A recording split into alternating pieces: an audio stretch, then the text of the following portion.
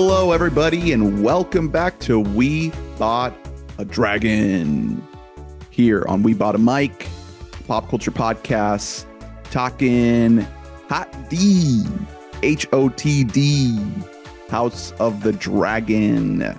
You don't have to explain it. Everybody knows what you're talking about. Are you guys Hot D and not just Hod? Hot. That's a clear. It's definitely Hot D. It's Hot D. Maybe that was kind of affecting my enjoyment of the shows because I was just calling it Hod. I was going to say this. You did text me Hod, and I was like, get the fuck out of here. House of Dragon. Yeah, I think that was affecting my. Yeah. It's less Can we sexy, stop this you know? pod? I'm going to go rewatch the show now that I know that's Hot D. Well, shout out to my mom. Everything. My mom just calls it Los Dragones. That rocks. Honestly, they should rebrand the show that because it's a better name. I'm like, yeah, I know exactly what you're talking about. There's no mystery about what you're talking about when you say Los Dragones. The new show from HBO. This is their follow-up to a little television program called Game of Thrones. Pretty popular TV show you might have seen. Kind of niche. Welcome. My name's Ernest. I am Hunter of House Mobley. And joining us today, welcome back, Brett. Excuse you. Oh. Braceris Targaryen? Targaryen. You don't got that blonde hair, though. I do. Are you sure? I You're dyed not it. Yeah. How strong? No, I'm a Targaryen. Yeah, I think you're a fucking bastard. Look, my is parents what you told me are. I'm a Targaryen. Everything's chill, okay? I'm gonna stand up in the podcast and be like, "You are a bastard." Just get my head sliced off. Reporting in from the realm of Californium, the House of Californication. Yes. And yeah, we were talking before we started recording that you and Drew haven't been on the same episode since Jumanji, because Drew is famously anti-realm and you are famously pro-realm. So it's like we can't have you on at the same time if we're talking about dragons. Dragons are your favorite, Brett, and They are. You can kind of think of us as like counterparts, you know? Like you have me on, you just get him out of there and you put me on. Well, you know? and I mean, you kind of are two sides of the same coin because, like, whenever we mention dragon around Drew, his eyes roll to the back of his head and he just starts foaming at the mouth. It's the same thing with you whenever we talk about like real movies. Right. Yeah. Nonfiction. That's what happened. I'm like a snail when you touch their I'm like, eyeball. have you seen this new documentary? And you just start like levitating in the air. Mm-hmm. I am curious to hear Drew's thoughts on the Banshees of Inisherin, a movie he's watching right now or he just watched, because Ireland is a realm. It is a realm. I don't know what the fuck this stuff. Especially 1920s Ireland is like, oof. Oh boy. That's all realm all the way. All right, so House of the Dragon, boys. I think longtime listeners might remember that we did instant live reactions to the last season of Game of Thrones. What a time to get into Game of Thrones. I'd love to get a recap of how that went. That was only like 6 episodes, right? 6 or 7 episodes that last 7 season. eps, I think. We got together every episode and got on the mics right after. Slowly devolved into madness and tried to convince ourselves like maybe this is good. I think they're going to turn it around. Oh wait, they're going to turn it around yourself, on Hunter. Oh wait, there's no more episodes. Oh, okay, all right. Hunter was every episode was the one flying the flag of like, hey guys, I think it could turn around okay. And I'm like, Bran's the king, and I'm like, it's a lot to think about. So, and I think for the most part, everyone watching that final season, the consensus was that we were not too high on it. Especially looking back, it seemed like the series really ended on a low note. So going into this prequel, follow-up series, I think it was safe to say that like expectations were pretty pretty muted, pretty mellow. So let's start with some overall thoughts, Brett. Like, how did you feel going into House of the Dragon based on the ending of GOT? And as it kind of went along, we'll get to like, you know, the I guess you can build up to your thoughts on the whole series, but as it started, like, how did that first impression land on you? Right. So, I mean, of course, like the beginnings of Game of Thrones were really amazing. The highs were so high. I mean, even just looking back at the beginnings of Game of Thrones is just so incredible. And then the end of Game of Thrones was really rough. Of course, I'm a realms guy. I buy into the fantasy. I love dragons. I love all the Targaryen, blah, blah, blah, whatever. But by the end of Game of Thrones, we were all exhausted, right? We spent like the better part of our lives just kind of having Game of Thrones around. So then a great show, despite the ending. Sure, that we have to, that's our disclaimer. Yes. And then coming into this show, House of the Dragon, right? This is kind of made for me, somebody who's really into the dragons, whatever, right? I have my chair, this fucking Targaryen chair. Nice. But those first couple episodes, it's not a spiky chair for those. It's not listening. Spiky. Yeah. Those first couple episodes are kind of hazy for me because I was like, I started watching with my friends and I'm like, fuck, more Game of Thrones. Like I had like this visceral reaction inside of me. Like, I'm really going to be paying attention to this right now, giving them the benefit of the doubt. So that was my initial reaction. You know, as the season went on, I became like all in, and I'm sure we'll get there. But for sure, initially coming into the show, I was super like meh on the whole thing, on the whole fantasy. All right, Hunter, what about you? Same thing, like kind of first impressions going into it, and then just overall by the end, how did you feel? Yeah, so I think despite the end of Game of Thrones, I still came into House of the Dragon cautiously optimistic. It was a thing that I think that Game of Thrones towards the end there, it felt like they kind of limped their way to the finish line unnecessarily just because Benioff and Weiss just kind of wanted to be done with the whole thing, just wash their hands of the whole show. And this, I was like, all right, we're getting some fresh blood. We're getting Miguel Sapochnik as a showrunner. That's at least interesting. He's directed some of the best Game of Thrones episodes.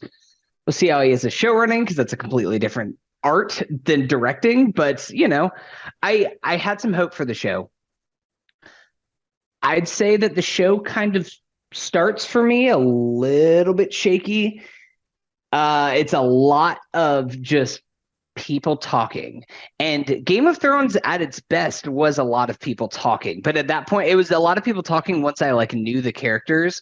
And if there's one criticism of the show, is that this season kind of almost feels like a season zero. It feels like this is just moving chess pieces around and resetting the board and reintroducing you to all these characters, which eventually we reach a certain point. There's a certain episode that we'll get to where the show like really clicked into place, and it was like, all right, I'm locked in. Like this rocks. Like, and now I kind of appreciate it for taking its time to get to these points, and it's not racing to try and like catch you up to like, all right, now we're in season 4 mode of Game of Thrones. Because the beauty of Game of Thrones is that it did take its time. It did take its time to establish those characters. So we'll get into like more of the specifics of what I love about the show and what didn't work as well. But overall, like, I'm just really happy to have a show like this back in my life again. Like by the end, I'm like, cool, I have Game of Thrones back. Like, I have that kind of feeling again of like,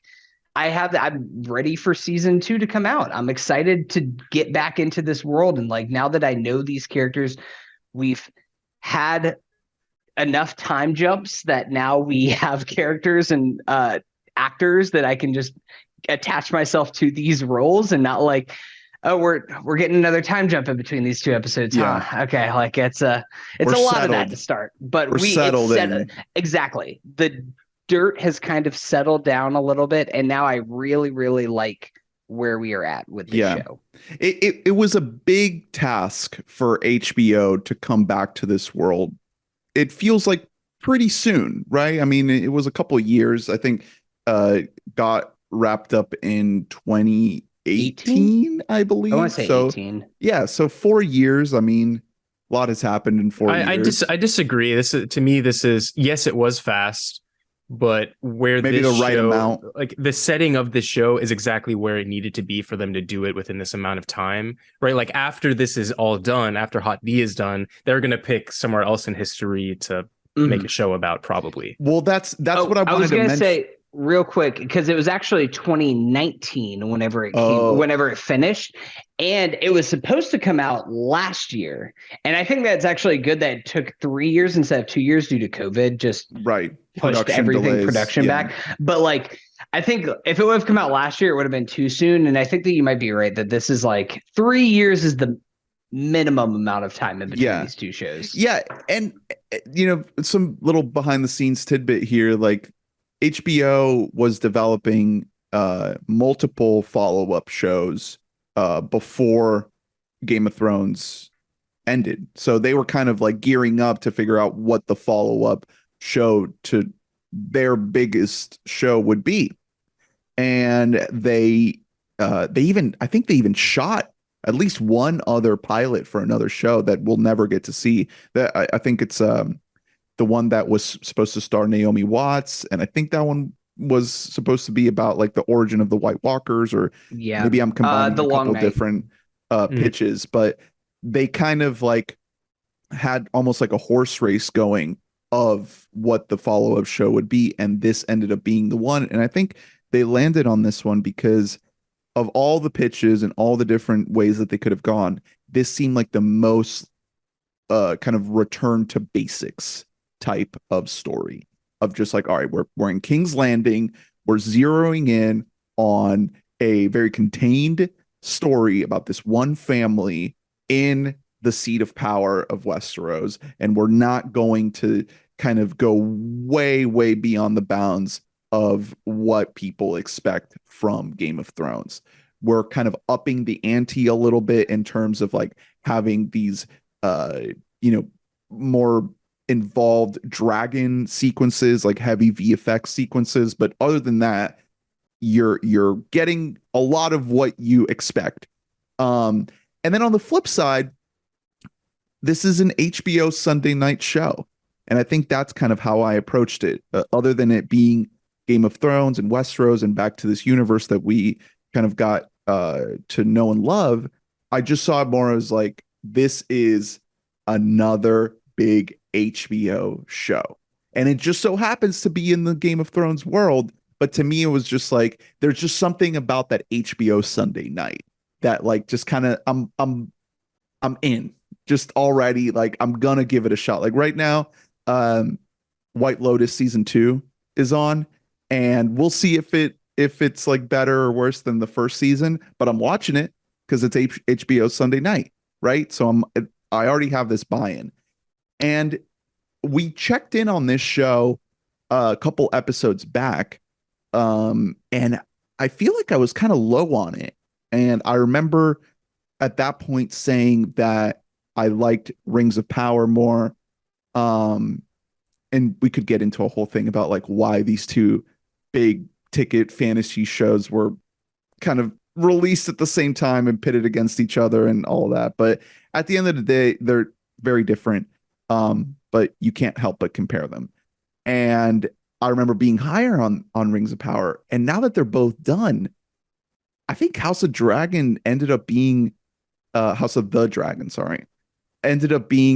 stronger show because it managed to focus on character-driven storytelling.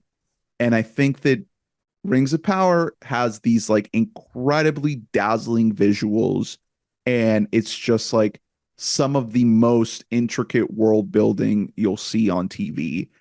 But at the end of the day, it kind of lacked in the character department, where this show went all in to the point of having essentially half the season devoted to the backstory of our main characters in their youth before we get to like the meat of the story of them as adults and their children and the conflicts that are set up before those children are even born. So there's a lot happening in this show, and the process of watching it was weird. It was kind of tough to get over these hurdles of these time jumps. It was pretty troublesome not knowing where the end point was here. But now that we can kind of sit here and view the entire season as a whole, it feels like a success. It feels like a triumph, even though kind of early on, I was like pretty unsure about some of the decisions. And each time we had a major time jump, I was very, very apprehensive about, kind of being jerked around and not being able to do what we did in the original show, which was spend time with these characters and lead up to these big moments over many, many seasons. And they kind of truncated it to just a few episodes. But I think the risk was worth it, and I'm very, very happy with it. So why don't we, any reactions to any of that, or should we just kind of jump into the episodes? I'll quickly say, yeah, Rings of Power to me at this point is like a colossal disappointment. I can't believe this from you. I can't believe how little I care about that. I care so little about the characters. It's kind of crazy to me, because I was in your boat, and we talked about this. We were really high on Rings of Power at first because of how good the visuals were, kind of the promise of something amazing. And of course, the shows are just so different. It's too easy to compare them because of where we are right now and them being released at the same time. But you have all these kind of different, in Rings of Power, you have these different storylines, you have these mysteries unfolding. And I found myself like, sometimes you're watching a show with different ABC stories, and you're like, I can't wait to get back to C story, man. I really love those characters. In this one, they just all fell off. I was like, I'm not really looking forward to any of these stories right now. Not even Durin?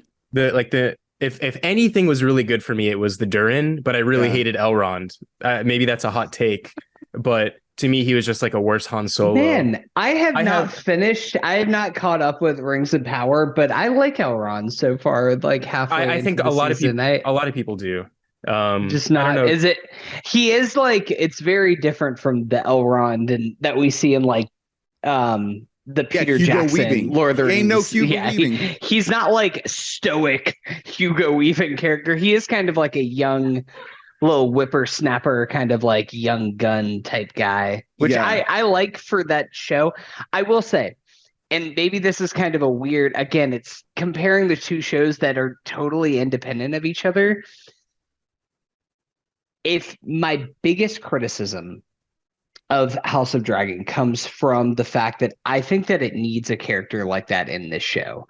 You talk about like not caring about the B, C characters of Rings of Power, and that is a thing where they have really devoted a lot of time to like these main 5 people that define the show. Mostly main 2, that which we'll get into, but even like the children and everything like that have been more fleshed out. But like, this show needs a Tyrion Lannister so bad. It needs that character. If anything, it needs a Jaime. It needs like kind of like a lovable like shithead. Like it needs kind of a guy you like Matt love Smith to hate. As Daemon is kind of the Jaime. I feel like that's the closest analog. But I guess there's a little bit of that. There's no Tyrion. We need like a Varys or like a Littlefinger, which we kind of get a little bit with. We have Little Toes. Strong. Little Toes. Oh my god. Hunter, you're totally right. You're totally right. No, like this show. The thing about Tyrion, and a lot of people are like, it needs a comedic relief character. Tyrion is so much more than a comedic relief character, because Tyrion was the person on the sideline who was commenting on everything that was happening. He's and like, the most isn't this shit intelligent, fucking crazy? He's the most intelligent person in the room. Like, all these people are fucking idiots right now. Like, that's the character that we need, is because so much of House of the Dragon at times just becomes so buttoned up and like we're speaking very proper to each other. We're just 2 people having an intellectual conversation with each other. And like, you kind of need somebody to like cut everyone down to size at the same time and just be like, yo, you all suck. Like, you're all idiots and awful people. And this show is just totally devoid of that presence. Especially and I hope that it comes. I've heard from people who have read the Fire and Blood. Have read Fire and Blood that is coming.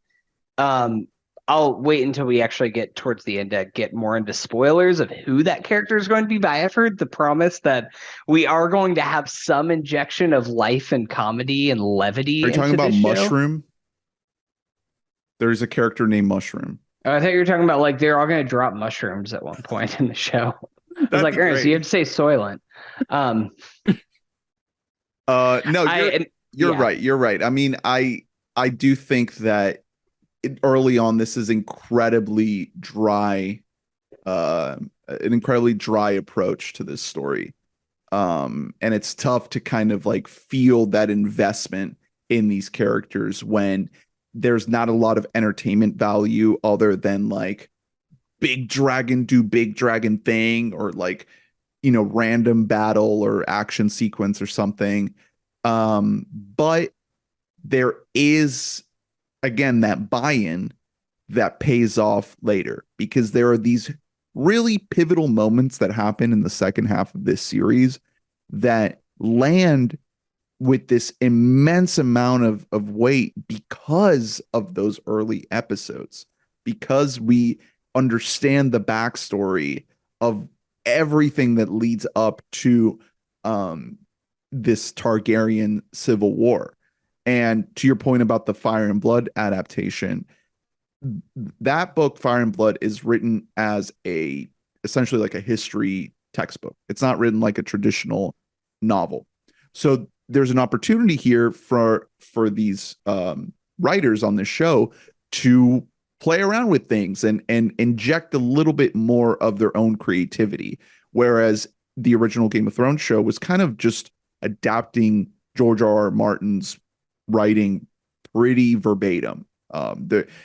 It wasn't until later on that Benioff Weiss had creative leeway, and we see where that ended up. So in this case, it's like the blueprint is there for the writers to kind of interpret things in their own way. And it's interesting to see the moments that they choose to highlight, the moments that they choose to spotlight, and kind of blossom into their own version of what George R.R. laid out. It's really, really fascinating. So why don't we get into some of the specifics of that? So let's kind of like try to section out these episodes. We get 10 episodes this first season, and the first 3 episodes are when does the big time jump happen? Is that episode 5? Which 6? one? The one between where the actors change, where the 2 main actors change. I think that's 6. Okay. So maybe we can divide it in episode 3 half. to episode 4 like kind of is a big shift for me, because the first 3 episodes are very much a slog, and the 4th episode somebody forgot to call the horny police to monitor the set when they were filming this show, because episode 4 kind of goes off the rails, and it pulled me back in. Oh, is that the one where they go into the bowels of the pleasure den? Yeah. Oh, yeah, for sure. I had to exercise my home with sage. I had to burn some sage. I had to cover my dog's eyes. I was watching that show, and I was worried that someone was going to come out and watch me in the living room watching certain sequences. I mean, look, of that episode. And I was like, I'm not watching porn, guys. It's an HBO show. I promise. It's too steamy. I come to HBO on a Sunday night because don't take this the wrong way. I want to see fucking sex and incest and death and murder. Like, I'm coming to this show to see this level of drama. So, it was super uncomfortable. Nipples and titters. It's super uncomfortable for the nipples and titters at first, maybe. Like, the incest is really uncomfortable. But then you think about it and you're like, okay, all of like this entire family is built on this shit. Right. They kind of build it up to be okay later in the season, and then we're kind of like okay with it as the show goes on, which is, I think, a really interesting move. I'm glad that you brought that up. It's a crazy thing for HBO to be like, oh yeah, we're gonna lean all the way into the incest and everyone's gonna be okay with it. That's the most insane thing. Is like people what? there's been a lot of complaints against the show. People are just beyond the incest. Incest is just like a given at this point. It's like at least universe. Like it's number 6 or 7 on the list. Of course she's fucking his uncle. Yeah, of course she's 12 and she's fucking her uncle. Who cares? What? Yeah, there's that. Just don't think about the sexual politics of any of this, and you'll be fine. I will say the way that whole kind of brothel sequence was shot, there was something about it that felt kind of unique to me, because we've seen this type of scene a lot of times. There are so many scenes in Game of Thrones that were set in brothels or, in kind of orgy sexual settings. This one felt different. This one, they managed to kind of frame it and shoot it in a way that felt unique. And I think it's because the episode was directed by a woman, Claire Kilner, who also directed Ep 5 and 9. And I think that something about the way she chose to shoot it, it went through these stages of like, it's obscure. You don't really know what's going on. You're kind of scared. You're kind of worried. There's this fear. There's this unknown factor. And then eventually, as you get kind of deeper into the brothel, it starts to just all kind of unpeel and become this like raw, just animalistic bodies on bodies, skin on skin. Like there's nothing else except just like people being just flesh, just enjoying just the raw pleasure of flesh. And it gives Rhaenyra the opportunity to have a sexual awakening. And then you're immediately ripped out from it when you realize that Daemon had led her there for whatever fucked up ulterior motives he had. It's not, that's something else that kind of is troublesome about some of this show, is that there's things that, like, because it's skipping so much in time, you don't get to flesh out certain character beats. Like, we don't really know exactly what Daemon's intention was during this moment. We don't really know if he like was manipulating her, or if he felt bad or insecure about himself and had to leave because he felt guilty. We just kind of have to take what we can get. Yeah, I think there's something happening like under the surface there, and I think it comes almost full circle. This is a little conspiracy theorist a little bit. I think it comes full circle with the dragons and how they're reacting.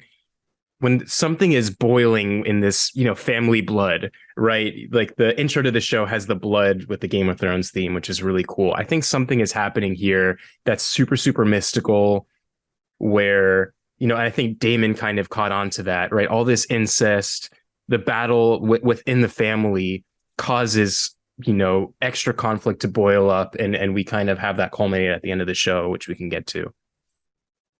Any other thoughts on this first half of the show? I mean, I really like Millie Alcock. Yeah, I was going to say, that's what I was going to shout her out. Job. Is that Allison? No. This is Rhaenyra. Young Rhaenyra. Excuse me. That's young Rhaenyra. Okay. Episode, because I thought she was like pretty good in the first few episodes, but really I was taken away with who's our boy, Paddy Considine. Who, I mean, that's he kind of owns the first half of the season. He kind of just owning the whole side of just being King Viserys. But he really, gets the Millie best Alcock, moment of the entire series. I'll just say that now. Yeah, Millie Alcock like really grows into her own in episodes 4 and 5 when we see, because it's sexually driven in a way, but from that, how that scene that we talked about, like in the brothel, then leads her to coming on to Sir Criston, and then like Sir Criston's guilt that carries into the next episode to the point where he's gonna fucking kill himself at the end of episode 5, and then Allison steps in, and like that whole plot beat goes on to define so much of the rest of the season, where it's little things like that where I'm like, I didn't appreciate it in the moment, but now that you've given it to me and I see the full puzzle together, I'm like, thank you for taking the time to flesh out these moments. Because they're like, things like this could have just been a flashback. They could have just been somebody telling somebody else of a previous event that happened. But because you actually watch this play out in real time and really like kind of see that, because I think episode 5 is the episode where, yeah, it must be episode 5 where Rhaenyra goes to Laenor and she's just like, look, here's the thing, like, my uncle Damon told me like marriage is whatever. That's just like a family commitment. But we like can fuck around. We can just fuck around with anybody. And she's like, hey, Sir Kristen, you want to just be like my fuck buddy and just like kind of just be my side piece here? I'm gonna commit a murder. And Sir Kristen's like, I'm gonna kill your husband's boyfriend, and then I'm gonna kill myself. Dude, and that's like this is when the show really clicks into high gear, and I'm like, oh, okay, I get this. Because there's moments earlier on, specifically with our boy Paddy, and kind of him choosing true love with Alicent over like what he should do with marrying the child. I can't remember what her name was. Corliss's daughter. Yeah. I wouldn't call it true love. You know, I don't know if there is true love in this entire show. I don't even know if Rhaenyra and Daemon is true love. I think maybe the closest thing we have to true love might be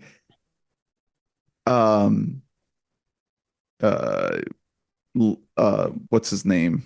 Rhaenyra's husband and his boyfriend. Laenor and I can't remember. And what's his face? Yeah, they do a whole guy. He lost. They do a whole episode. fake death to escape together, and that's true love to me. They sell off into the sunset. Yeah, everything else just kind of feel like they're victims of fate. Yeah, I mean, destiny. It feels like, you know, connected to something like Succession or The Crown on Netflix, where it's like there's this external force that has trapped these people and they can't escape it, and it's destroying their lives. And I think that obviously Succession, I think, does that a lot better. I haven't seen The Crown. I've only seen season 4 of The Crown. Looking forward to seeing only season 5 of The Crown and not insane behavior going back, just skipping 4 seasons. But I think this one kind of, because it's so sprawling, it doesn't nail it as much as the perfection that is Succession. But I love that idea of like something like royalty, something like a throne or a crown, having this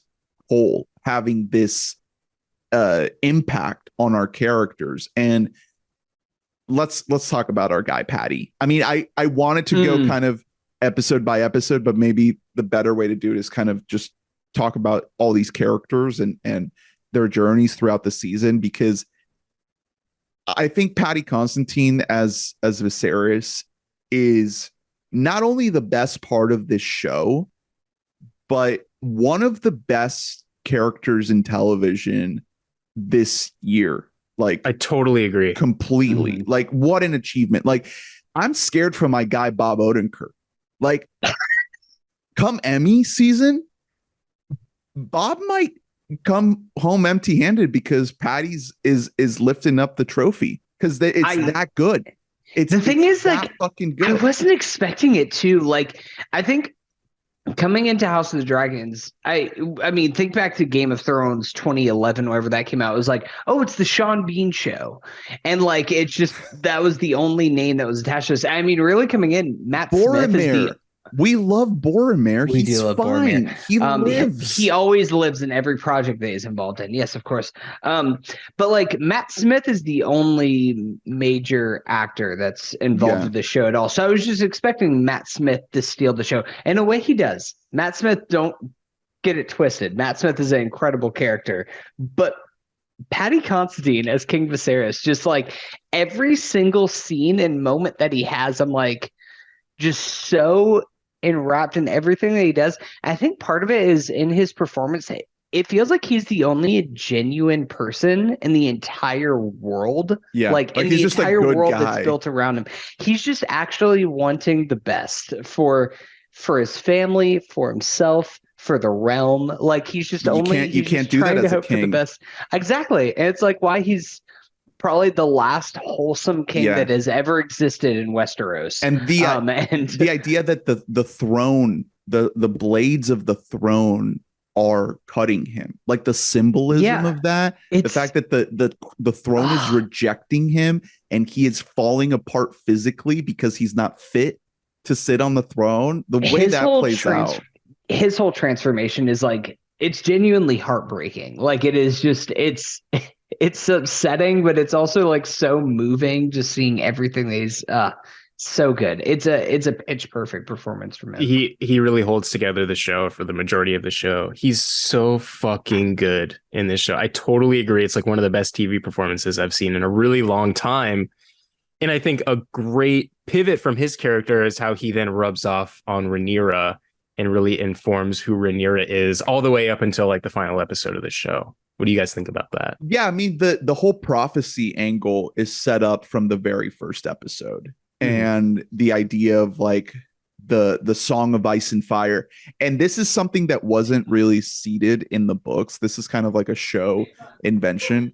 The idea that Aegon the Conqueror had this vision of the White Walkers invading and how there needed to be a united realm to fight again. Once again, Jon Snow fucking shit up. Like that's basically what the prophecy is, the prince who was promised, that line would birth Jon Snow to defeat the White Walkers. Yeah, which I don't see. He actually didn't do anything. But that's the thing.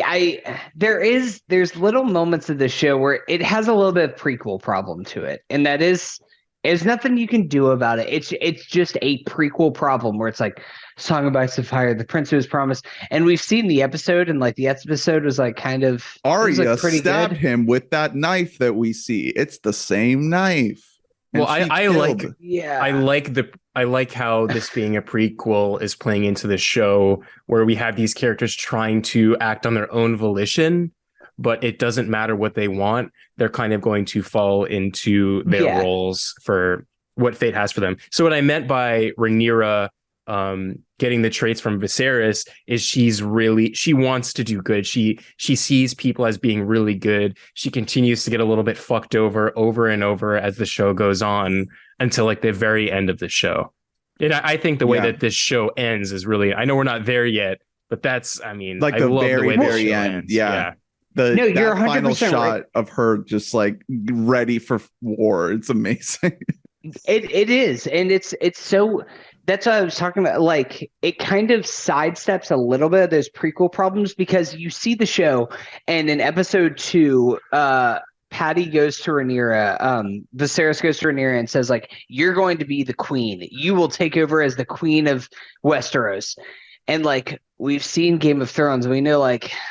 Bad news. You ain't making it to be queen, buddy. I'm so sorry to tell you this, but like we've seen that Daenerys is actually the first like true queen of Westeros. All so the dragons are gone. We know where the show's going.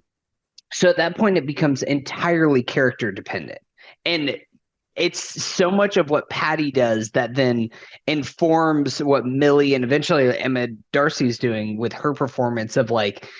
You are raised in this like world of being like hopeful and optimistic and then just kind of slowly beaten down and hardened over and over again as you just see there's just all of these people that are constantly here to just like stab you in the back and just manipulate you and work you to kind of get to where they want to be in this world.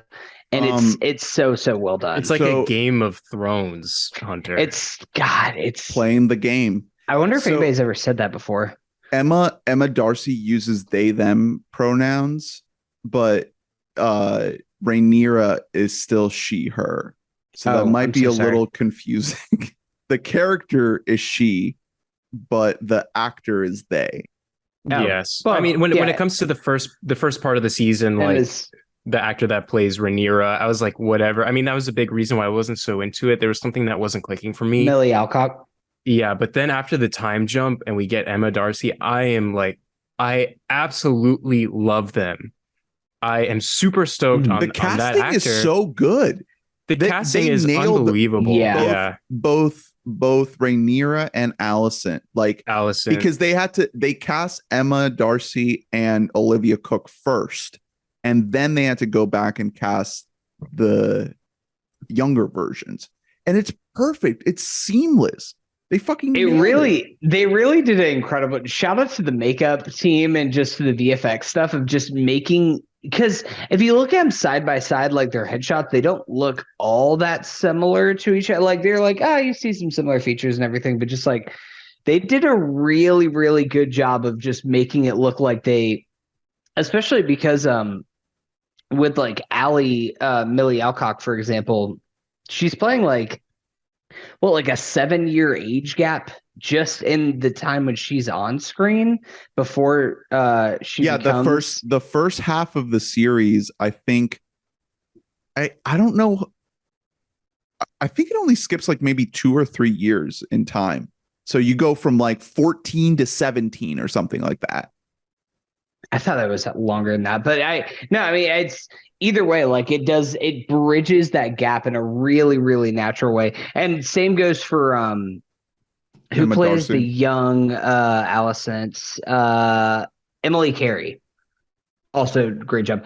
I love Olivia Cooke. I've been a huge Olivia Cooke fan. She gets so many moments to shine in the back half. Dude, in the back half, she owns so much of this movie. I mean, that penultimate episode, long-time listeners know, as the Ready Player One stan of the WBAM podcast, Olivia Cooke does. I often say that's Olivia Cooke's movie, and Steven Spielberg is just floating, just in the sidelines, just hanging out.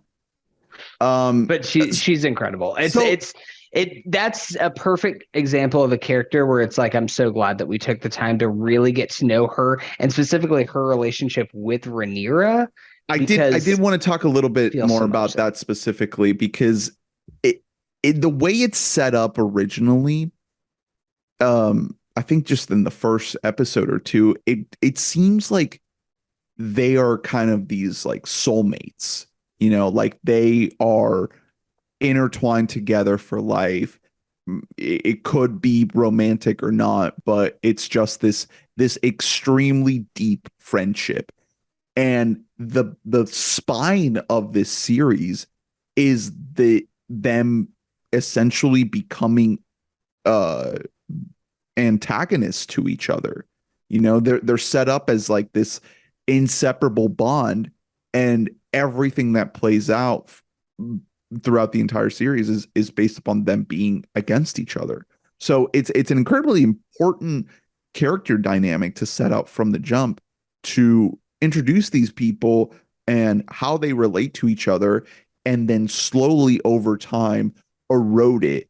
And the way it's done is so well done. And we got to talk about Rhys Ifans as Otto Hightower too, because he plays in directly into that, Alicent's father.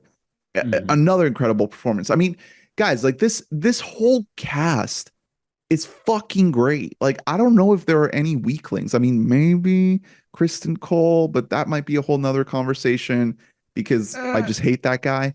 To be honest, if I'm going to pick a weak link, I have one that I think they're both hot takes. If I'm going to be honest, I think the White Worm. I don't like the accent. The accent. What is that? I do have beef with. No, I have beef with that whole character and what he is. And as much as I'm never going to kink shame. You're thinking of Laris.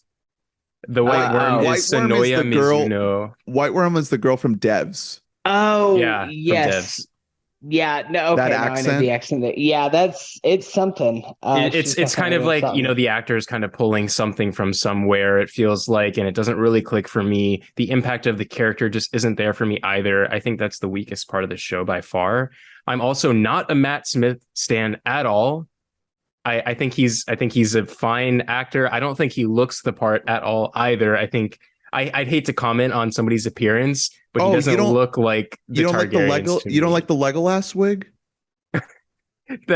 Most of the wigs are good, but fuck, that doesn't look right. He to me, he just has a confidence that, and I see it just in his interviews too. He has a confidence that just isn't likable for me at all, in like a villain way or in a protagonist way. I push back a little bit against on Matt Smith. I think that he's kind of, the character itself is kind of uneven a little bit for me. It's like, oh, I like this guy.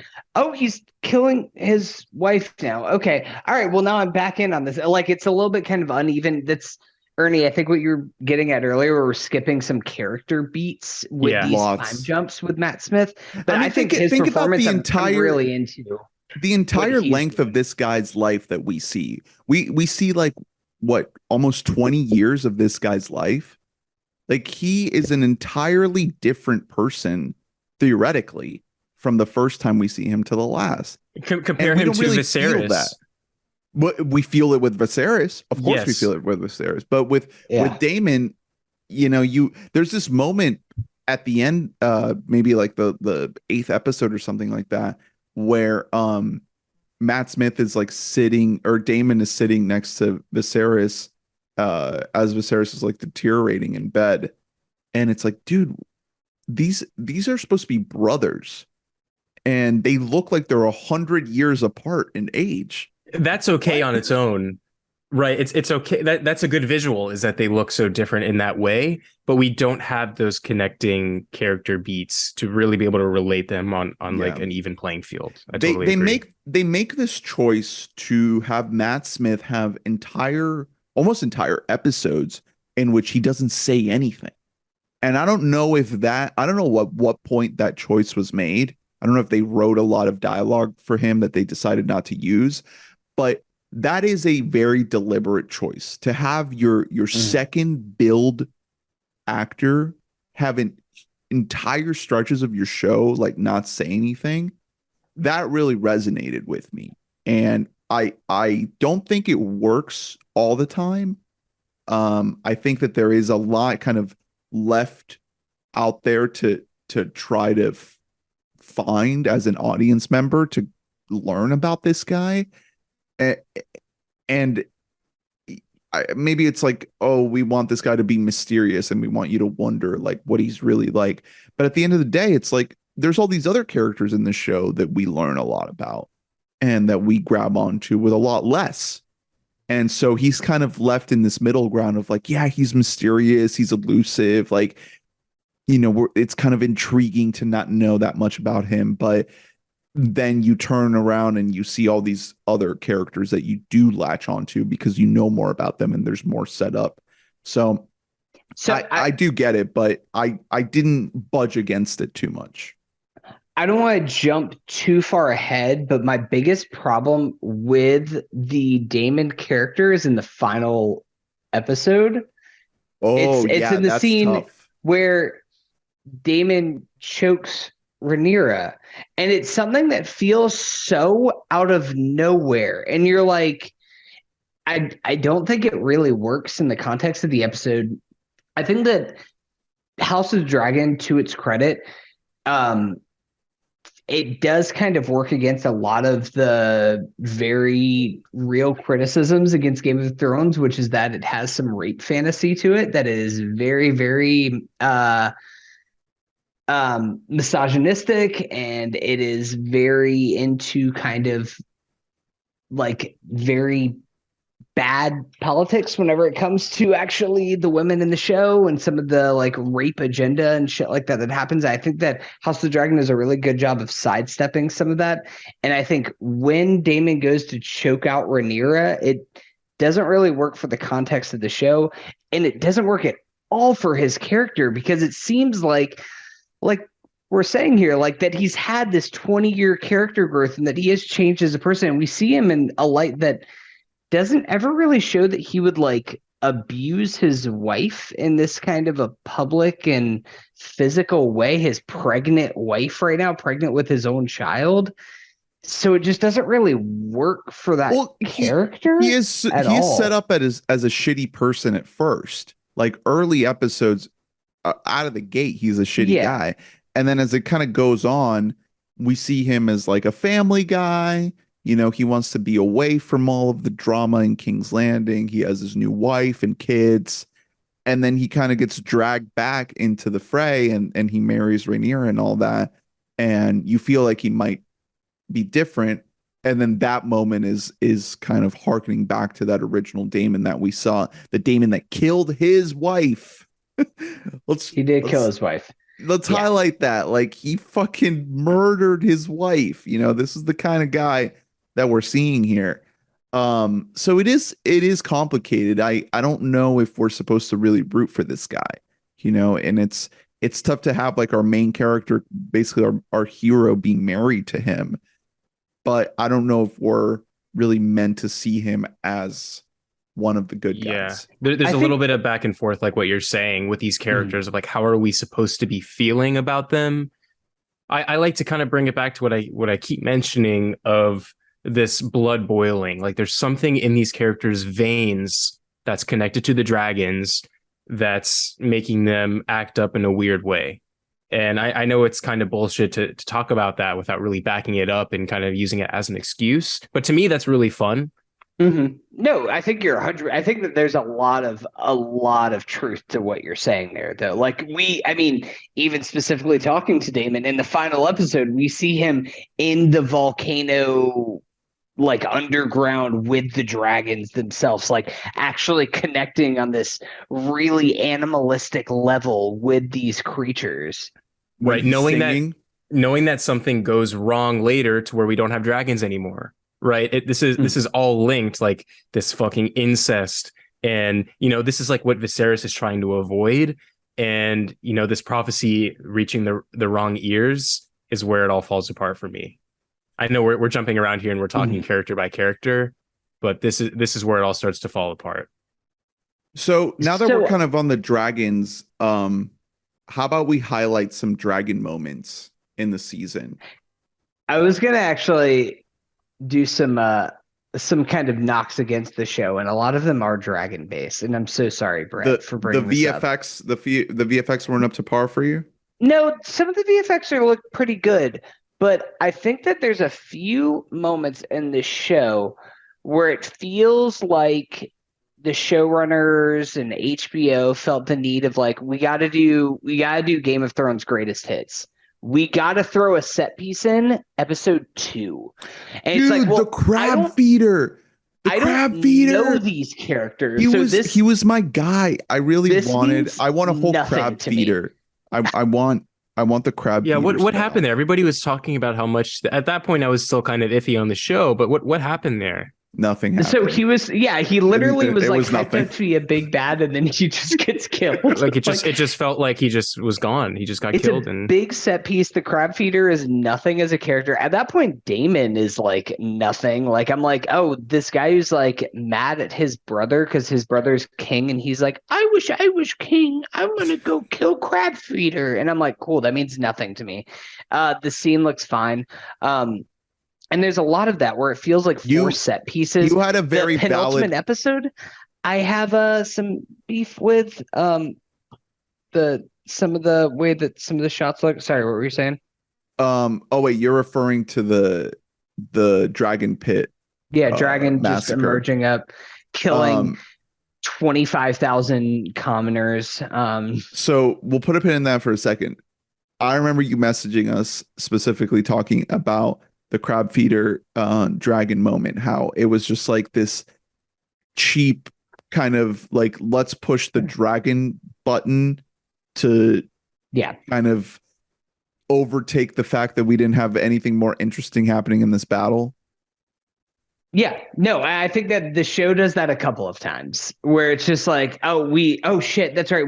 We're doing the dragon show. We got to throw the dragons in here. And it's this cheap, like, get out of jail free card that Everyone's in trouble. How will they we get out of this? HBO's like, well, we threw $20 million at this episode, so let's really just throw the shit on the page right now in front of you. And like, it just works in very drastic levels of quality. Like sometimes it does work. Sometimes it works great. Yeah. Yeah, it really does pay off sometimes. There's sometimes where it just looks badass as hell. Like it just is really exciting. Like seeing the dragons, seeing some of these set pieces happen.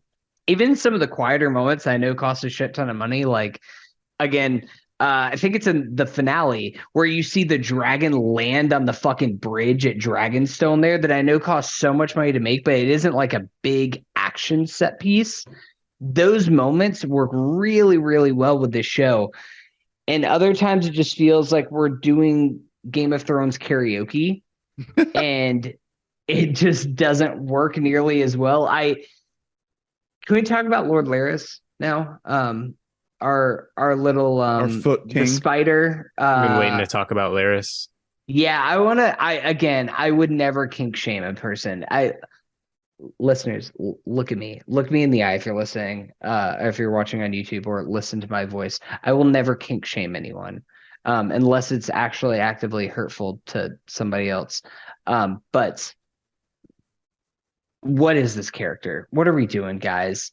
So he's like this, like talk about overacting award for the year goes to Matthew Needham for his just like, I have something to say about this as he comes in like gimping into the scene, and then just is like just trying to play like all sides, and you're like, oh, what kind of motivations does he have? Like he has like his little spiders, like his little spies around the city, kind of like Varys in Game of Thrones. It's like, no, he's just into feet. He just really likes women's feet and like the queen's feet. Well, I like how that's used against him to kind of belittle him and like his actual role in the plot. Like the one thing I do like about him is kind of his role in the plot where he's like Alicent's only true ally, but only because like he likes her fucking feet. It's kind of gross and belittling of him, really. You know what? I like that piece, but that's about it. I totally agree with you. Otherwise, it's just another one of those things where there's a lot of points in the show where I just feel like it's getting momentum or doing something. It's like, oh, all right, let me check my watch and cool. All right, cool. Now we're getting back to the characters that I care about. It's and like the show does that a few different times. The moments meant to shock us are a little bit like too deliberate. Too like on the nose, like the incest, the feet. I totally get that. I mean, you what was your original question, Ernest? It was like, what are the best dragon moments? Definitely the best dragon moment for me. I mean, we don't care about spoilers here, right? The best moment for me is, I believe it's the last episode where Rhaenyra's son flies in on his little dragon. And you just get a little like, you know, lightning strikes and you see the giant dragon who I can't remember the name of, just kind of the scale of the difference in these dragons. Yeah, Vhagar. Yeah, so you have the giant dragon versus the small dragon. Very How to Train Your Dragon. Sure, I think How to Train Your Dragon is great, so sure. I'm not saying that as a negative. I'm just saying like I've seen on Twitter the side-by-sides. Oh, okay. Where it's just like the beats. There's a sequence in How to Train Your Dragon where a big dragon chases small dragon. Right. Very similar. Also, I've seen the Shrek side-by-sides too. Okay. Whoever's out there, if you're listening and you made the Shrek side-by-sides, thumbs up. Those are great. I can't remember. Does Jay Baruchel get like eaten? Like swallowed whole in one of those How to Train Your Dragon movies? He gets decapitated. Yeah, there's guts. Perfect. Guts that spill out of his neck. Thank you so much for clarifying that. Real quick, I'm so sad that I googled what you just said. I googled Shrek Hot D side by side, and it was just a fucking huge mistake. Don't do that. Don't do that. No. Oh, Jesus Christ. Oh my God. The internet's a dark and beautiful place. Yeah. Will Elon allow that? For sure. Ban Shrek hot D. Don't No, do it, Elon. freedom of Shrek. Comedy is legal. So I like the feat. The feat was good. You like the feat? Okay. Yeah, you're pro feet. I just wanted to let everybody know that I ascended during that scene. I had no idea what was happening, and by the time I found out, I was cackling. Don't get it twisted. I was maniacally laughing the entire time that was happening. I like when everybody around me is. I like when everybody around me is getting uncomfortable, like in those moments. It was glorious. It was glorious. As far as dragon moments go, I really like that one you shouted out, Brett. I also really like when Aemon claims Vhagar. Yeah, I thought that was really, really well done. A lot of people online complained about it looking too dark. Another Miguel Sapochnik directed episode, but I didn't have any issues with it. I didn't. Yeah, I didn't have any issues seeing that. That's not a Battle of the Bastards too dark thing. That's actually like it was just shot at like it dusk. was nighttime. Yeah. Can we? Speaking of which, can we talk about the kids like at kind of different levels of the show? Like starting off, like how did you guys feel about the like once the kids start to be born, like the bastards and all of that? Yeah, so that was a really interesting part of the show where it's kind of like the in between, right? Where you start out with Rhaenyra and Alicent as children, and then you get the time jump with episode 6, where the their actors change, but they have the kids before they become the young adults that we see at the very end. So it's kind of like this transitionary cast. And I thought that was really key. And there's a couple key moments that play out with that younger cast. Specifically, the fight that they have when Aemon's eye gets taken out. And I thought that was kind of a standout episode in this season because it's this moment where you feel like these children are being children and they're having a childish fight, but there's all of this added baggage. There's all of this additional weight on a childish moment that ends up in it being this incredibly violent thing that is hoisted up by everything that we've seen up until this point and the time that's been invested into these characters. I thought it landed really, really well. I thought that was one of the best scenes in the whole show. Right. That kind of moment where the eye gets taken out. We have Luke accidentally, slices his face and removes his eye. And again, I'm watching Game of Thrones. Sorry, I'm watching Hot D for these moments, like these kind of high drama, high stakes. Well, I also watch Shrek for that too. Yeah, I like these moments. I like that it was an accident. But the cherry on top of that scene is when Aemon is like, guys, this was a fair trade. I got a fucking dragon. I mean, dragon, the big dragon. Yeah, I mean, I love that sequence just for ending on that and kind of the maturity of that character. I think just that one line says everything about that character. And then I think the person, Ewan Mitchell, that gets cast as Aemond, I think is perfect. Talk about somebody who looks older. The part. Yeah. Older Aemond. Final Fantasy beautiful. Looking ass. Yes. I love it. He looks perfect. Love that guy. I mean, you're talking about the kids. He is the most like iconic character of the show. You said that this is like heightened children's fighting. Let me tell you, you guys obviously are not children of divorced. Because as a child of divorce who has step siblings, this is just on the normal. Like, right. Blades are getting drawn out here. When you have to fight to be top kid, you're taking out eyeballs at bare minimum. You gotta do what you gotta do. Claw. Look, for mommy's attention, you gotta scrap and claw. I will say, RIP to our boy Luke. If we're gonna kill any of the kids in the show, they made the right choice. Yeah. He looked like a character. They killed off the right kid. I thought he was one of the kids in Pen 15. Looked like one of those. Because he was like doing like non-acting. Right. So yeah, I do like how, the eye getting sliced out was a bit of an accident and children being children. and then the same thing happens and somebody dies. Right. This is very, with the this dragons. is, Yeah. I mean, they're this- just that- flying around. Dragons. this being whole dragons. sequence is, it's like the assassination of Franz Ferdinand kicking off the war, right? But it's all kind of this strange accident where the dragons started to act on their own volition because they were scared, or I'm not really quite sure, going back to what I was saying about the dragons just being upset at what's going on here. Yeah. It does lead into this whole thing. I mean, because where the show leaves is kind of in this really interesting place where they say, like, dragon has never killed another dragon before. So theoretically, this is like the first time in history.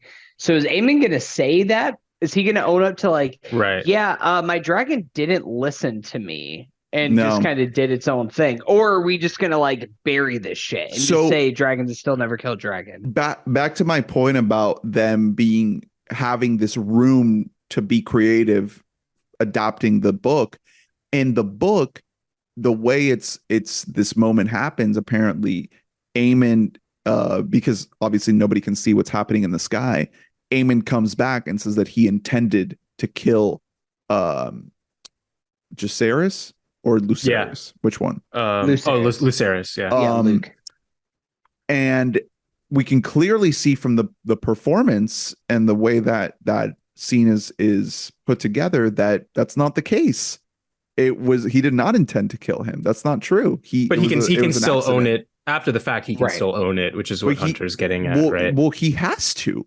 He has to, because he knows the implication of what he just did.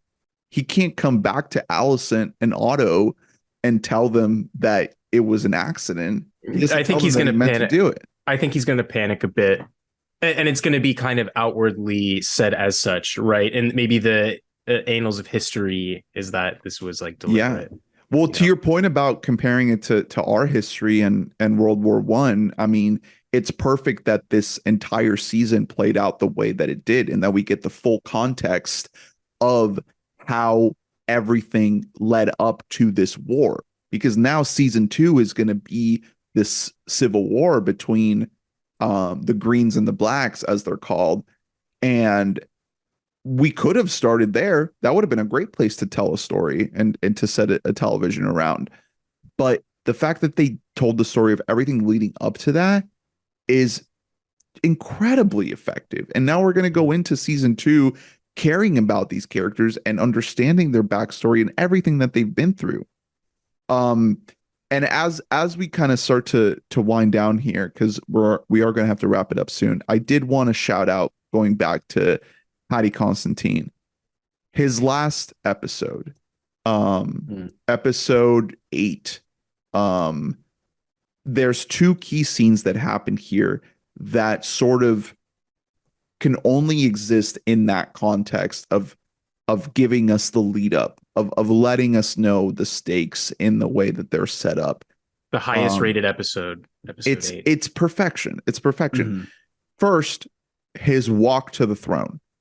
Holy shit. I was so blown away by that entire sequence. We get a lot of long walks throughout this show. There's Alicent's walk when she kind of interrupts the wedding. There's Rhaenyra's walk when she comes back in the hunt. This one just absolutely floored me.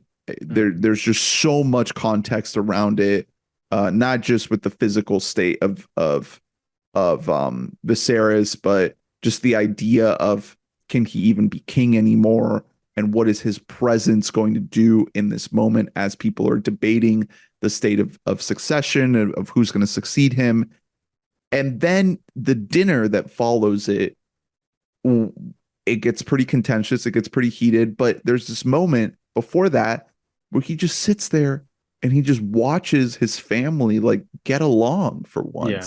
I'm so happy you shouted out that scene, because it's such a quiet moment where he just kind of, like, looks around at everybody who's at the dinner table. He's just like, we can all, like, exhale, like we're all just eating as a family together. And it does devolve, because of course it does. But, like, after he leaves, we have that one moment that he sees where it feels like everybody was able to come together for him. He's like, I can die now. And he does die at the end of that episode. And it's like, it's that moment where he's just like, I did it. Obviously he didn't. He feels in that moment. Yeah, he can die at peace. I brought everyone together. He's just my MVP. I love this guy. My God. This show definitely wouldn't be the same without him. I can't believe what he did with that character. But just, after episode 8, episode 9, I loved how Rhaenyra was not in that episode at all. I love choices like that, where you're just wondering the entire episode, how is this person going to react? Yeah. And you don't get any of that. Aemon being crowned too, that whole situation. It's like, Aegon. Aegon. Yeah. So that's, I really, really enjoyed that. And going into, the final episode, I wasn't sure, it was Dragonstone, right? So we get some of these parallel shots between the first episode with the dragons on the bridge.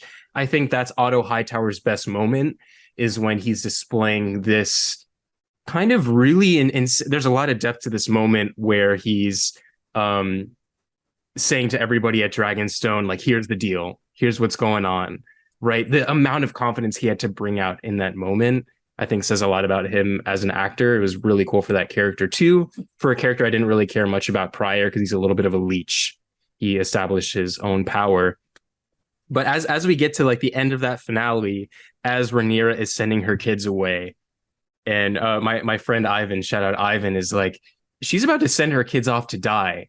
She's like, you guys agree not to fight, right? Hey, don't defend yourselves if something happens. Just go fucking die. We could send ravens. Yeah. No. Dragons are faster. No. So that happens. And I thought the episode was going to end right there. And it felt a little bit too like first episode of its Star Wars trilogy to me. I don't know if you guys got that same vibe. Yeah, but I feel that. Luckily, it ended with like a significant death, a really shocking scene. I mean, the dragon killing the dragon that's going to really stick in my mind forever. Yeah, I mean, as soon as he lands at whatever that castle is called, I was like, oh, some shit's about to go down. You see, Vhagar in the distance. Just there's no way that's ending well. That sequence. There's absolutely no way. So awesome. I didn't mention earlier where I was talking about Game of Thrones karaoke. Otto Hightower is just straight up the new Tywin Lannister of like 100%. He's the hand who's now trying to maneuver his own family and their own power into the whole thing. Like he's definitely is taking on that role, but I kind of like that type of a character. Like I want that archetype in the show. That is, but at least you need that bloodthirsty outsider. At least Tywin had like this. He almost had like a higher moral ground, of like the better of the realm. I feel like Otto is like in so much more selfish about how he goes about. It's just like I just want the title of like my family is in charge of the throne. He's crawling. I'm not worried about anything that's happening once I get this. I just want to be in the seat of power, and then I'll figure out everything else afterwards. Which it'll be interesting to see where we go from here. I mean, I'm love that really actor. Just curious. I'm so glad he came back, because when he left in the middle of the season, I was like, oh no, are we not going to get to see Rhys Ifans again? I really liked him, and I was glad to have him back.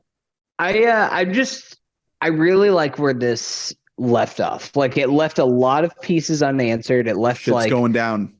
We got war, but we have a lot of stuff established with these characters, and I'm in. Like this show did exactly what it needed to do, and I think that especially after kind of a little bit of dropping the bag with the last season of Game of Thrones, we just needed a first season of television that got everybody to buy back into this idea of like, this is the promise of what Game of Thrones could be. The first season of Game of Thrones isn't the best. I think the first season of Game of Thrones in its totality is like kind of mid-tier. It's fine. Once we really get into like 3, 4, 5, that's like when the meat and potatoes is just like, we're past all that and we are just into golden territory with that show.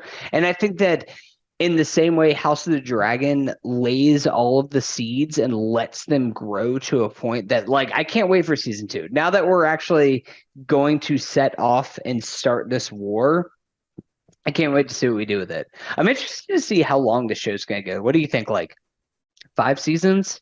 I don't think it can go much I'd be more shocked than if that. it was 5. I'd see more like 3, 4. 4. I mean, honestly, like they're gonna introduce other stories into this world. Like that's more than likely what's gonna happen.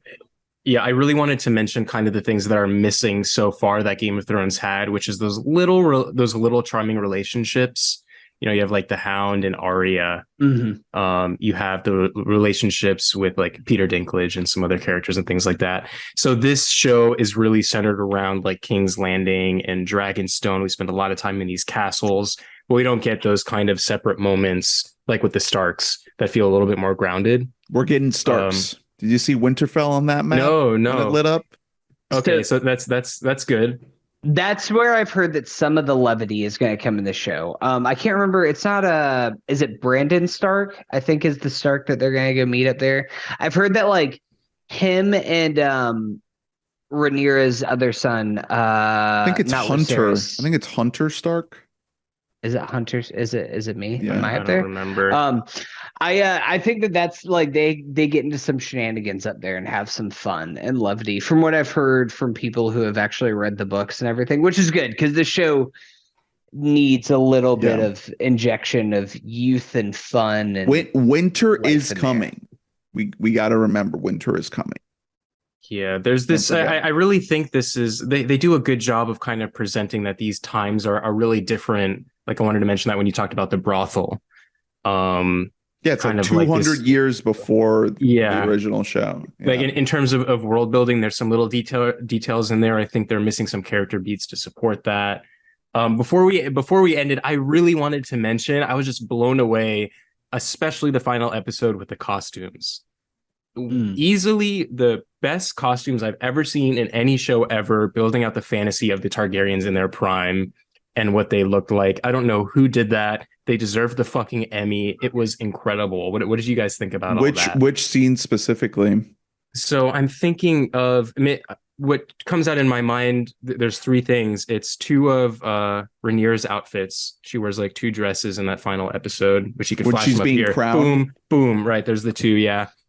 Yeah, the crowning. Yeah, and she's wearing one before that too. It's like the very start of the episode. She's wearing this unbelievable dress. I'll have to bring up a photo of it. Lots of great dresses throughout the entire season. I mean, yeah, just I was going to shout out. Alicent has some incredible dresses. Yeah. The green, the like royal hunter green that she has in a lot of those scenes, just is. It's really nice. It's really unique to Game of Thrones. I think it's because like none of the main houses that we see during Game of Thrones have that kind of green color to them. That it's just really nice. It adds like a different element to the show, and like the green and kind of yellow versus the black and red of the Targaryens just works really well. Yeah. So there's so for a while I wasn't really on board with. I think their name is like Rhaenys Targaryen, which is like the queen who never was. Yeah. Rhaenys is kind of like an understated role, especially like parallel to like Corlys, who's really cool. And then the final episode, Rhaenys is like, not even episode 9, but in episode 10, when she comes over to talk to Rhaenyra and is like, here's what's going on. She's wearing this armor that just like complements complements how she looks so well. It has like, the dragon, everything just looks amazing about the costumes. Even, during the crowning sequence, you have like all the soldiers like supporting the gravitas and the romanticism of crowning a queen, and everybody just looks amazing. And usually you just need this sort of thing as like a bare minimum to have the fantasy work. You need these visuals, but this show just does such a good job. I think, bringing it back to Lord of the Rings, Rings of Power, there's a lot of effort put into those costumes, which look really great, but it doesn't have all this supporting writing to make it work like this show does. Yeah, and there's just something about this show, House of the Dragon, where it's just like there's something about, because you're more invested in the characters, the way you perceive these decisions, like the costumes and things like that, they feel more lived in. They feel like it's real people wearing them and not like actors standing on a set. And that's something that like I feel like is a really easy obstacle to fail to overcome in a fantasy show where you have your performers just like wearing these insane things, standing around saying these insane lines. And if you don't do the right work to make your audience feel invested in them, then you're just going to see actors on a set wearing silly costumes. And I think this show, time and time again, you're just in this world. You're never thinking that these are actors on a set. You're in Westeros. You're seeing the events play out in this fantastical world. Like between those dresses that Rhaenyra wears, oh my gosh, I wanted to mention this too. The birthing scene, I believe it's in the finale. So we haven't even brought brutal. this whole thing up. There are so many complications with birthing, with giving birth in this show. I mean, in episode 1, there's an insanely traumatic birth with Rhaenyra's mom. She dies, and Viserys has to make the call to essentially like give up on them saving his wife and his son. And I think then with Daemon's wife, when she gets fucking blasted with fire by the dragon, when she's having trouble giving birth, it was her choice. Yeah. And then at the end here with Rhaenyra, who we had already seen had trouble giving birth earlier. Oh my God, I just remember that scene where she has to walk to Alicent right after giving birth immediately. What a way to introduce that version of the character. That's so fucked up. I mean, I think there was, I can't, like, as a white man, I can't really speak to the challenges that a woman faces. But to me, that final birthing scene with the stillborn baby and her just like pulling her own fucking baby out and being like, get the fuck out of me. I'm going to do it alone. It's so visceral. She's doing it by herself. And all I could think about, like, at the end of that scene was like, a man could never. There is no fucking king. There is no man in this Game of Thrones universe who could ever, do something like this, experience that level of pain and courage to get through that. Right. And even after she gets through that, she still has this, the influence from her father of considering the best of everybody all the way up until her son is killed. It is funny that since it got brought up about all the childbirthing things, so a friend of the pod and best friend of Gaia, Kayla, just had a baby girl born, and she's a huge Game of Thrones fan. So watching House of the Dragon and multiple times has been like, hey, this show is not a good hang to watch while pregnant. No way. Because of all of the scenes that you're talking about here. Fortunately, she did have a healthy baby girl born. Yeah, thank God. I'm now the godfather of. But I could see watching this show while pregnant does not seem like a fun time because there's a lot of complications that are occurring and just tough. Not a good time. It's yeah, tough out but there. I think, going back to the point I said earlier about like, the female perspective to the directing. I think this show is making an effort to put women behind the camera. Obviously, like, Miguel Sapochnik and Ryan Conlon are still the kind of main showrunners, but it seems like they are trying to give more of a female perspective to the story in a way that maybe the original show didn't prioritize as much, at least early on. And again, addressing some of those criticisms that you brought up about, kind of misogynistic tendencies of some of the storytelling choices. And I think that, this show might not be perfect in that regard, but at least it is trying to put some of those things front and center and give us those challenges that are not something that we as men are ever going to face. Like, we can't give birth. We don't have wombs. We don't have uteruses. We could never imagine what that's like. And to put that, very specific pain in the middle of a story like this, it seems like a really important choice. And to layer on all of the things about succession and can a woman be the leader of this realm and succeed the king and be a queen. It is a fascinating story to tell. And I think that this first season did a really, really good job at telling it and seeing all the different perspectives in it. When you have Rhaenyra being this heir and Alicent being, kind of the voice of fighting against that claim to the throne with her son Aegon. I get all the fucking names confused. God, how could you fucking all the A names? It's so easy to remember to keep all of your. It's so easy straight. to remember, dude.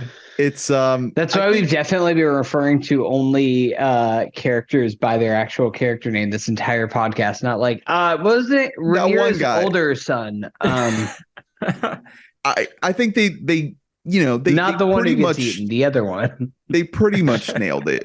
Maybe not 100%, maybe not like a 10 out of 10 hit rate, but I admire what they went for, and I'm excited to see what's next. I think it is a great achievement. So any final thoughts, boys, on House of the Dragon as we wrap up here? But final thoughts for me, I'm really just all in on Rhaenyra. The way that character is developed, Emma D'Arcy, I am just so blown away. I feel like I'm really sensitive to bad acting and just, having it taking me out of like the fantasy. But what they're able to do is just glorious. That so final impressive. The final shot of them staring into the camera. Oof. Mm-hmm. I mean, I had heard some complaints like, oh, this character is just taking so much shit and not doing anything about it. But this is the straw that breaks the camel's back. This actor is capable of some amazing things that we haven't even seen yet. Yeah. I'm very excited about that. And it's not going to be Daenerys all over again. It's not going to be like, oh, I'm suddenly a war criminal and I'm going to fucking destroy people with my dragon. I feel like it's going to be a little bit more nuanced than that. Yeah, I keep highlighting it, but I like where the show ended up. I really like that. I know it's like episode 9, episode 10, they are split out as 2 different episodes, but this kind of felt like a 2-part finale. Yeah. Like we're just seeing again like 2 sides of the same coin. Like we get the Alicent finale and then we get the Rhaenyra finale, and just kind of seeing those 2 sides of everything. Really excited to see what Emma D'Arcy and Olivia Cooke do in next season and moving forward, just because really I like where the pieces are at now. Let Olivia cook. Olivia cook. Let Olivia cook. All right, guys. Thank you so much for tuning in to our coverage of House of the Dragon Season 1. Thank you, Brett, for coming on. I hope we have you on again soon. And stick around for more Robin series with Bison. No. We What's already next? did Bicentennial Man. We're doing a second episode of Bicentennial Man. I don't even want to fucking address that shit. The crowds are clamoring for. Are you going to defend Bicentennial Man as I'm not going to say anything. Understood masterpiece? I'm not going to say anything. Good try. Yeah. Brett loves dragons and he also loves robots. So Get it straight. No, we're doing 1 hour photo and Death to Smoochie next. But also check out Hunter and I talking instant reactions to Black Panther Wakanda Forever. Also lots of new movies coming out. We'll probably hit you with thoughts on The Banshees of Inisherin, Bones and all, and lots of other good stuff like She Said, Tar? Tar. You guys gotta join the Tarmy. Yeah, I'm out here on Tarmy Island right now.